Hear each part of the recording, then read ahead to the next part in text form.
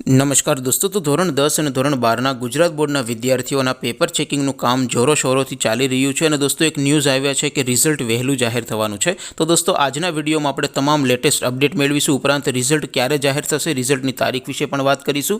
માટે વિડીયો પૂરો જોજો, વિડીયોને લાઇક કરજો, તમારા બધા મિત્રો સાથે શેર કરજો। તો ચાલો શરૂ કરીએ આજનો વિડીયો। દોસ્તો રિઝલ્ટ અંગેની તમામ અપડેટ આપણે વિડીયોમાં મેળવીશું, રિઝલ્ટની તારીખ વિશે પણ વાત કરીશું। એ પહેલાં હું તમને જણાવી દઉં કે બોર્ડનું રિઝલ્ટ તમે તમારા મોબાઈલમાં સૌથી પહેલાં કેવી રીતે જોઈ શકશો। તો બોર્ડનું રિઝલ્ટ જોવા માટેની લિંક આ વિડીયોના ડિસ્ક્રિપ્શનમાં આપેલી છે, તેના પર ક્લિક કરીને તમે સીટ નંબરથી અને સીટ નંબર વગર માત્ર નામ ઉપરથી બંને રીતે તમે બોર્ડનું રિઝલ્ટ જોઈ શકો છો। બંને લિંકને આ વિડીયોના ડિસ્ક્રિપ્શનમાં આપેલી છે। અથવા તો દોસ્તો ધોરણ 10 અને ધોરણ 12નું રિઝલ્ટ જોવા માટે તમારે ગૂગલ ઉપર સર્ચ કરવાનું છે www.mygkguru.in। આ વેબસાઇટ તમે સર્ચ કરશો એટલે જે પહેલી લિંક આવશે એના ઉપર તમારે ક્લિક કરવાનું છે।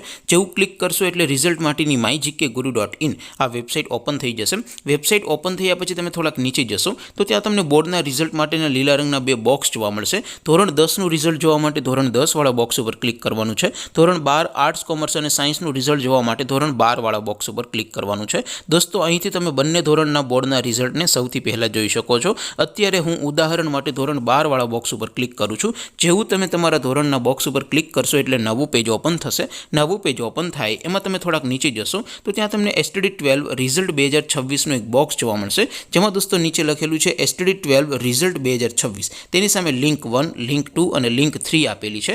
અહીંથી તમે કોઈ પણ એક લિંક ઉપર ક્લિક કરશો એટલે સીટ નંબર ટાઈપ કરવાનું એક બોક્સ આવશે। એમાં તમારે જેમનું રિઝલ્ટ જોવું એમનો સીટ નંબર ટાઈપ કરીને ગો બટન ઉપર ક્લિક કરશો એટલે રિઝલ્ટ છે એ માત્ર 2-3 સેકન્ડમાં ઓપન થઈ જશે અને રિઝલ્ટની પીડીએફને પણ તમે ત્યાંથી ડાઉનલોડ કરી શકશો। ત્યાર પછી નીચે લખેલું છે STD12 રિઝલ્ટ નામ પરથી જોવા માટે, એની સામે પણ લિંક 1, લિંક 2 અને લિંક 3 આપી છે। ત્યાંથી તમે રિઝલ્ટને સીટ નંબર વગર માત્ર નામ ઉપરથી પણ તમે જોઈ શકશો। નામ ઉપરથી રિઝલ્ટ કેવી રીતે જોવું એનો હું તમને એક અલગથી સેપરેટ નવો આખો વિડીયો બનાવીને જાણ કરીશ કે રિઝલ્ટને સીટ નંબર વગર નામ ઉપરથી કેવી રીતે જોવું। એમાં ડેમો માટે હું તમને 4-5 વિદ્યાર્થીના રિઝલ્ટ પણ જોઈને બતાવીશ કે કેવી રીતે રિઝલ્ટને નામ ઉપરથી સીટ નંબર વગર જોઈ શકાય। તો દોસ્તો આવી રીતે તમે ધોરણ 12ના ગુજરાત બોર્ડના રિઝલ્ટને અને ધોરણ 10ના પણ ગુજરાત બોર્ડના રિઝલ્ટને www.mygkguru.in આ વેબસાઇટ પરથી સૌથી પહેલાં જોઈ શકો છો।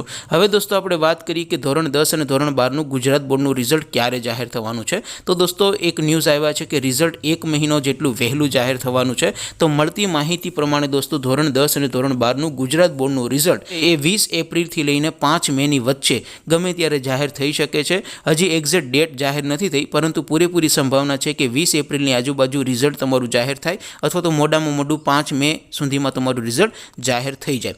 આપ સૌ વિદ્યાર્થી મિત્રોનું બોર્ડનું રિઝલ્ટ ખૂબ સારું આવે, તમારા પેપર પણ સારા ગયા હશે, એ પ્રમાણે તમારું રિઝલ્ટ પણ સારું આવે એવી શુભેચ્છા સાથે આપણે વિડીયો પૂરો કરીશું। બાકી આપણે નવા વિડીયોમાં મળીશું, ત્યાં સુધી રજા આપું। આવજો દોસ્તો, જય હિન્દ, વંદે માતરમ।